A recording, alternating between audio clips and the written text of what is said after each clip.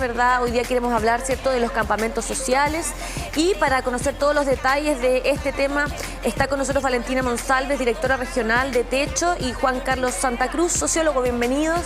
Nuevamente es un placer el poder tenerlos acá para poder evidenciar el trabajo tan importante que nace justamente desde Techo. Muchas gracias por la invitación nuevamente a conversar de algo tan importante como es esta temática. Así que... Sí, bueno. Muchas gracias. Bueno, en general lo que significa la vivienda propia, la crisis habitacional que estamos viviendo, y me gustaría que partiéramos también desde la sociología y ver qué nos está ocurriendo en estos momentos, porque el sueño de la casa propia parece que cada vez está más lejano y sobre todo en las nuevas generaciones, los sueldos bajos, la calidad de vida que estamos teniendo, que bueno, destacábamos ahí Concepción dentro del ranking de las mejores ciudades con calidad de vida. Pero parece que a puro arriendo estamos viviendo en estos momentos. Así parece, así parece. O sea, yo creo que hay que dimensionar cosas para... No es una crisis nueva, entre comillas. Por eso uno podría decir que no es una crisis, más bien una situación permanente. Claro. O sea, hay un déficit habitacional que es permanente en Chile y que es permanente en nuestra zona. O sea, el 2002 era un 6%, el 2000... Aquí en la comuna de Concepción estoy hablando. Era más en otras comunas. En el censo siguiente también era muy alto, y la pregunta es ¿por qué si se construyen cada vez más casas? O sea, por ejemplo, Concepción entre dos censos, en los dos últimos, creció en 40%, se construyó 40% más casas, departamentos, etcétera, de las que tenía antes, y el déficit habitacional es el mismo, sí, más o menos. La respuesta podría ser, o sea, parece ilógico, ¿no? Muchas casas, ¿dónde se fue? O sea, ¿y la gente qué pasa con ella? Yo creo que la respuesta es bastante sencilla. Uno, no hay una política de vivienda que directamente ataque o enfrente la necesidad. Y lo que nosotros tenemos es que hemos dejado en manos del libre mercado, tanto el mercado de suelo como el mercado de la vivienda, que evidentemente hacen lo suyo, pero no pueden satisfacer todas las necesidades, y construyen para inversión, típico de la gente que tiene 2, 3, 4 departamentos, hasta 10 y 20. Sí. Algunos futbolistas tienen como 100 departamentos, por ejemplo, para capitalizar su inversión, pero no está pensado en darle vivienda definitiva a las familias que más lo necesitan. Está pensado para el mercado inmobiliario nomás. Entonces ahí hay una explicación de por qué, pero es algo que nosotros hemos tenido siempre en nuestra historia. O sea, si uno mira esto, uno ve que en algunos momentos es más agudo, en otros momentos menos, lógico, dependiendo la prosperidad económica, sí, del momento, pero es una constante en todo el siglo XX y en lo que va del siglo XXI. Sí, precisamente son cerca de 40.000, un poquito más de 40.000 viviendas las que escasean en la región del Biobío. Y claro, la ciudad va creciendo, desde una ciudad universitaria, y quizás se piensa muchas veces esta compra de propiedades o el tipo de construcción, porque acá hablamos de familias que necesitan un hogar, pero estamos hablando de vivienda o de edificios o edificaciones que se construyen pensando también un dormitorio, y lo que significa también a largo plazo eso, de que es un público rotativo. Ahí está o sea, tú diste un poco la respuesta. El mercado hace lo suyo, insisto en eso. Ellos se preocupan de ver lo que se vende y lo que se compra, en el fondo. Funciona en función de la oferta y la demanda. Entonces ven que se están vendiendo ciertas cosas, ofrece ciertas cosas. Sí. Listo. El que es responsable de una política habitacional es el Estado, no el mercado. O sea, uno no le puede achacar a las inmobiliarias que no se hagan cargo de esto, porque en realidad el responsable es el Estado y debiese buscar alternativas que den respuesta a la gente que no tiene vivienda.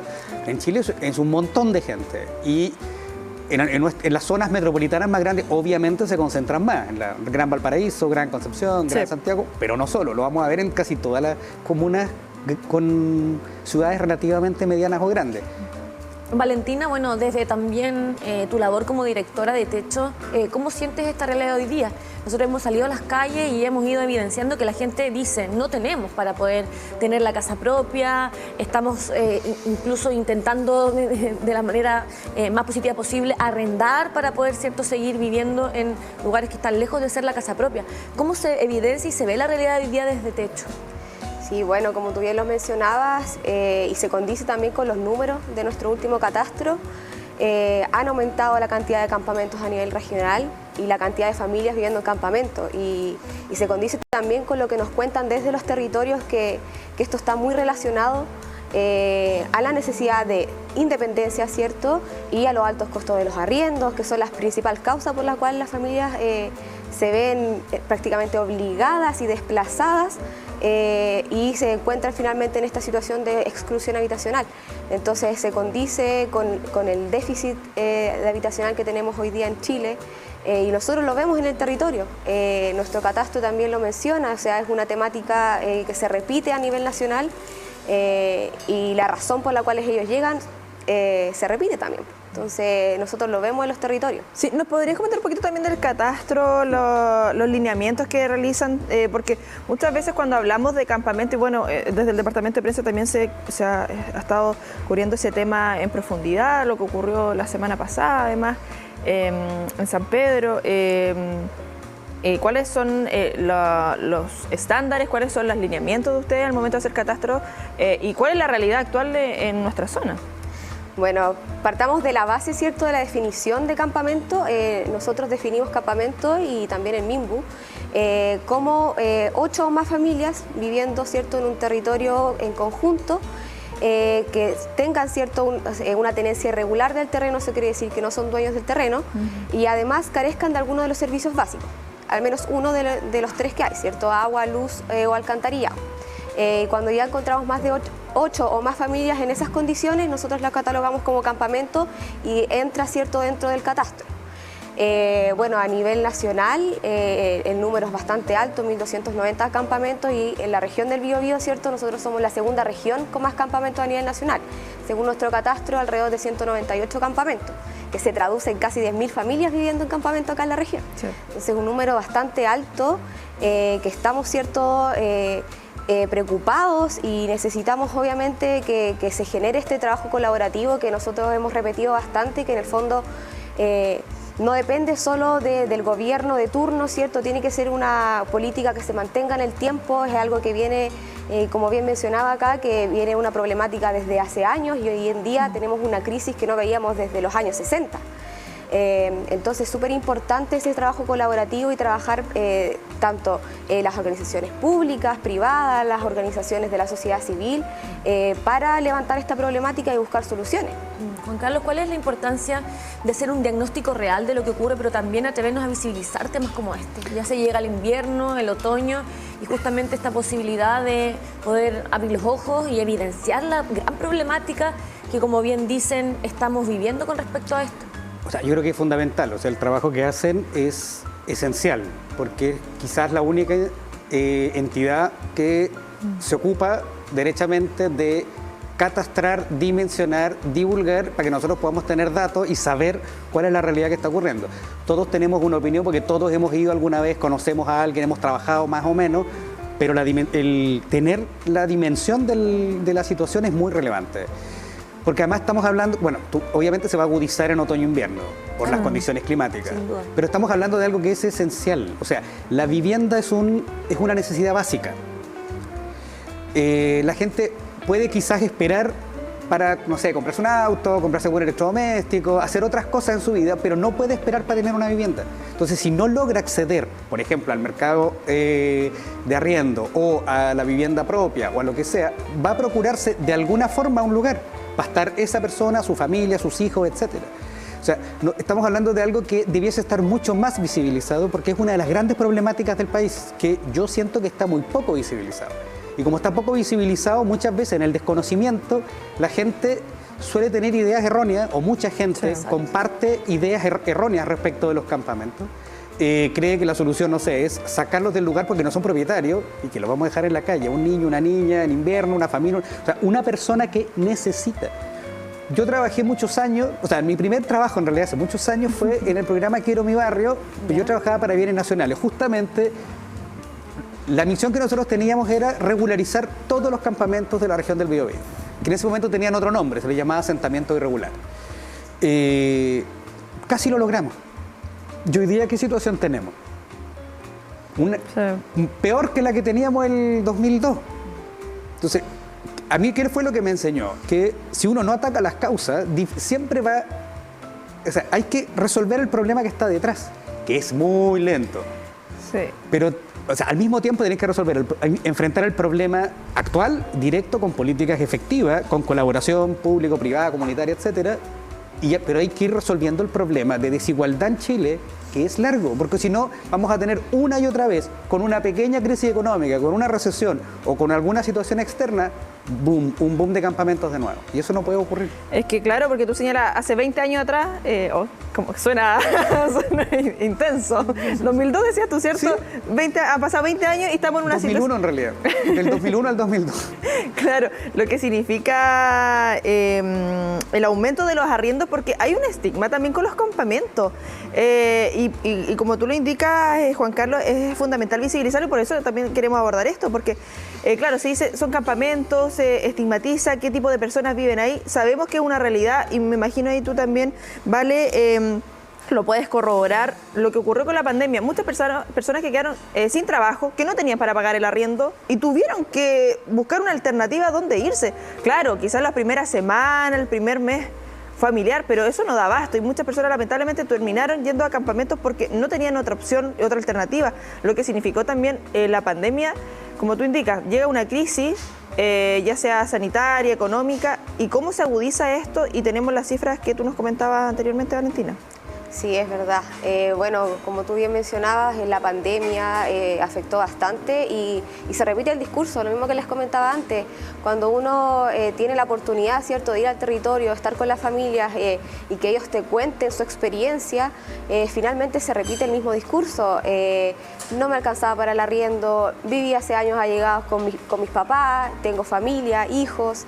Entonces se muestra, ¿cierto?, la necesidad de independencia finalmente y como mencionaba, se ven prácticamente obligados a tomar esta decisión que no es fácil, o sea, ellos empiezan desde cero, tienen que levantar su vivienda desde cero y son años para que podamos observar quizás algunos campamentos que están un poco más consolidados, que uno los ve quizás por fuera, viviendas mucho más consolidadas, pero son viviendas que han costado años levantar.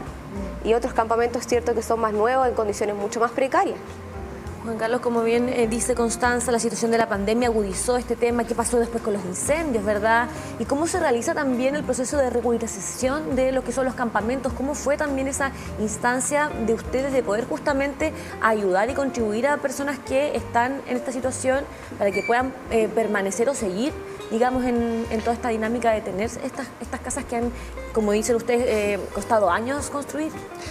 A ver, el proceso de regularización está legalmente establecido. En este caso era un programa nacional, pero que tenía alianzas con distintos ministerios. Yo trabajaba justo en la alianza con bienes nacionales, porque nosotros lo que regularizábamos era la tenencia del suelo. ¿Ya? Pero eso evidentemente va a depender de muchos factores. O sea, habían suelos que estaban justo muy cerca del deslinde de una forestal, entonces claro, tampoco es que le afectara mucho una tremenda forestal tener... Sí. O que estaba mal por distintas razones, o era de ferrocarriles. Las situaciones son muchísimas. Yo creo que independiente de la solución específica para el momento, eso podía estar bien hace 20 años. Yo creo que hoy día se necesitan otras medidas. Quizás un poquito más atrevidas, más creativas, más, no sé si llamarlas radicales, porque en realidad no son tan radicales.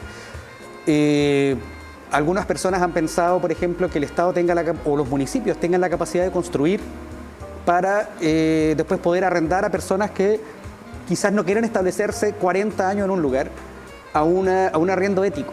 Es decir, que no sea más de un porcentaje de sus ingresos. Entonces así sí, es de propiedad pública, lo administra la municipalidad y va asignando sobre todo a personas más vulnerables, madres solteras. Los subsidios que hay actualmente también pero, de arriendo. Claro, pero que hoy día no existen ese tipo de políticas, pero se podrían, algunos han pensado que no es una mala idea explorar ese tipo de soluciones.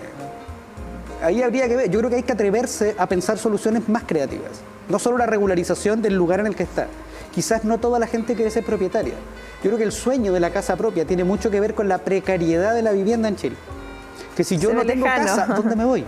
Porque pierdo mi trabajo y voy a quedar en la calle. Sí. Porque no hay una política de vivienda que asegure, como en otros países del mundo, por ejemplo, que tienes un stock de viviendas y que si tú eres adulta mayor te va a tocar una vivienda. Y porque no tenemos la capacidad de ahorro, que decir, ya puedo quedar sin trabajo un año, tengo el ahorro para seguir pagando y estar tranquilo. Yo creo que con colaboración, con creatividad, hay que buscar, pero hay que atrever, primero hay que visibilizar el problema y hay que atreverse a tomar medidas que por ahí a veces no son tan populares o tienen oposición, en, por ejemplo, el mercado inmobiliario, que sabemos que es bien activo.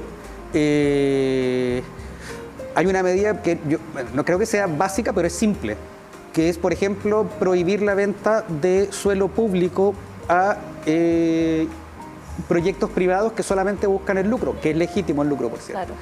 Pero, por ejemplo, nosotros tenemos mucho suelo público que podría ser un banco de suelo para hacer soluciones habitacionales que ha sido vendido a supermercados. Recordemos los terrenos del ejército, que ahora hay un líder arriba, por ejemplo, o a otro tipo de, en el caso de Penco, donde había una antigua fábrica abandonada, que era suelo público, municipal, se le vendió a unas inmobiliarias y hicieron condominios privados. Ese banco de suelo público, el suelo es un bien escaso. Hay que conservar, el Estado y los municipios tienen que conservarlo. Exacto. Para poder desarrollar este tipo de proyectos. Sí, vale, y en ese aspecto también, ¿qué te parece? ¿Y cómo sientes hoy día la realidad de lo que se vive en techos en toda esta temporada? ¿Cómo van los voluntarios? ¿Qué es lo último que se está haciendo a nivel de poder ser un aporte en este ítem? Sí, bueno, ahí sumarme igual a las palabras, en realidad es una problemática el tema del suelo hoy en día. Está escaso, es súper complejo y yo creo que el desafío es poder diversificar, ¿cierto?, las soluciones. No podemos quedarnos estancados aquí. Ha pasado tiempo y, ¿cierto?, nos tenemos el mismo traspié. O sea, tenemos a comités armados, comunidades trabajando para poder tener su solución habitacional y se encuentran con esta piedra de tope que finalmente les impide seguir avanzando. Así que muy de acuerdo con esa temática que implantó acá en la mesa, que es diversificar en el fondo las soluciones, porque así vamos a poder avanzar. Y bueno, respecto a lo que se viene, claro, estamos aquí ya preparándonos quizás para lo que denominamos una segunda emergencia, que es el invierno. Sí. No solo por el tema de los incendios, que también nos preocupa bastante, porque se vio afectado toda la flora nativa, ¿cierto? Y posiblemente estamos preparados quizás, derrumbes, todo lo que se pueda venir, entonces estamos alerta ahí observando cómo están los frentes climáticos y también obviamente abordando lo que son viviendas que están en malas condiciones, precarias, que se gotean. Ya tuvimos un primer frente y no fue un frente tan largo y ya tenemos algunos casos críticos levantados, entonces tenemos que empezar a trabajar, ¿cierto?, para poder llegar con una solución rápida, claro, para poder subsanar todas estas problemáticas. Sí, Valentina, para ir finalizando y redondeando también en torno a los mitos que hay y que estábamos aclarando también respecto a los campamentos, porque hablamos que aumentan debido a las crisis que vamos teniendo, el aumento demográfico propio también de la ciudad, etcétera, etcétera, etcétera. La migración, ¿qué rol cumple también en esto? Y de acuerdo a lo que tenemos en la región del Biobío, porque uno dice o escuchas de repente las conversaciones, oye, si hay más campamentos, sí, la llegada de migrantes. ¿Qué tanta realidad hay en torno a eso de acuerdo a las cifras que han podido levantar ustedes? Sí, un tema que se ha igual tocado bastante. Sin embargo, acá en la región del Biobío no se ve tanto como en otras regiones del norte, por ejemplo, en donde se ha visto bastante aumento de migrantes en campamentos. Acá en la región del Biobío es alrededor de un 5% solamente de familias migrantes que hay en campamentos. ¿Ya? ¿Qué pasa ahí? Que también existe un estigma de que la familia migrante llega a Chile y inmediatamente se va a campamento, y no es así. La mayoría inicialmente busca otras alternativas, busca arrendar una pieza para poder obviamente darle una mejor vida a su familia. En el fondo para ellos igual migran. Y frente a las circunstancias, ¿cierto?, ellos, su segunda alternativa o su segunda opción, al igual que el chileno, se ven desplazados y obligados a tener que tomar la decisión de irse a un campamento. Pero no es la tónica, digamos, no es, y menos acá en la región del Biobío. Es 5%. Ahí, Juan Carlos, también para ir redondeando en torno a ese tema.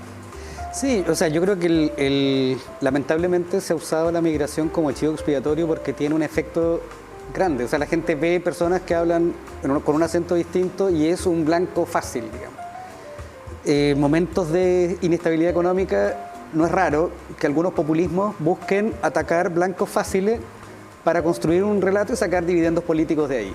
Pero es una irresponsabilidad muy grande. Primero porque no son tantos, al menos en nuestra región. Y aunque lo fueran, son personas iguales que nosotros y tienen la misma necesidad de vivienda que nosotros, digamos. Y como bien dice, me sumo a las palabras de Valentina, cuando el migrante llega a Chile, llega principalmente para darle una mejor vida a su familia y busca un trabajo legal y una vivienda legal porque no quiere que la deporten. Es lógico. Bueno, primero porque es lo más seguro para esa propia familia, pero quieren regularizar su situación, estar aquí, trabajar, prosperar, como lo hicieron mis bisabuelos, como lo hicieron, no sé, muchas personas en este país que llegaron antes. Y no sé, yo personalmente creo siempre que la mezcla social enriquece, no empobrece. Es esencial, digamos. Y la migración es un derecho universal, además. Y además, yo decido donde quiero vivir. Yo he vivido en muchas partes de Chile. Yo soy migrante, puedo decir. Migré de Santiago, migré a Chiloé, migré a Algarrobo, migré a Roma, he migrado a muchos lugares. Claro, esperemos que el país sí esté preparado de alguna manera o en algún momento para justamente seguir invitando a los migrantes a formar parte, ¿cierto?, de nuestro país, porque Lógico. esa es la idea, ¿no? Es un derecho, pero ojalá que tengamos un país justamente preparado y que esto no se rebalse y que finalmente termine jugándonos en contra. Les agradecemos la oportunidad de hoy a estar con Gracias a nosotros. ustedes. Siempre se hace interesante tenerlos aquí con nosotros, así que esperamos tener la oportunidad de nuevamente conversar con ustedes temas tan trascendentales como los que justamente estamos analizando hoy día. Ahí tenemos las direcciones, el Instagram, ¿verdad?, de Techo Chile, ¿verdad? Para que los puedan seguir. Para que nos puedan seguir. Ahí está. Sí, ahí a través de Instagram, activos también a través del sitio web, si están con alguna campaña en estos momentos, vale, también para que aprovechemos de mencionar ahora finalizando. Sí, la invitación siempre a voluntarios y voluntarias que se quieran sumar desde los 15 años hasta los 26. Estamos todavía en nuestra campaña de captación. Tenemos actualmente 11 comunidades con las que estamos trabajando, así que las manos siempre son bienvenidas. Ahí está el Instagram de Techo Chile y también nos pueden hablar al Instagram del Techo Bio Bio. Así que @voluntarios Techo Bio Bio para que se sumen y vivan igual la experiencia de estar en el territorio. Ahí nos estamos viendo. Un gusto como siempre, Valentina. Juan Carlos también. Muchas gracias a ustedes como siempre. Que les vaya Gracias. súper bien.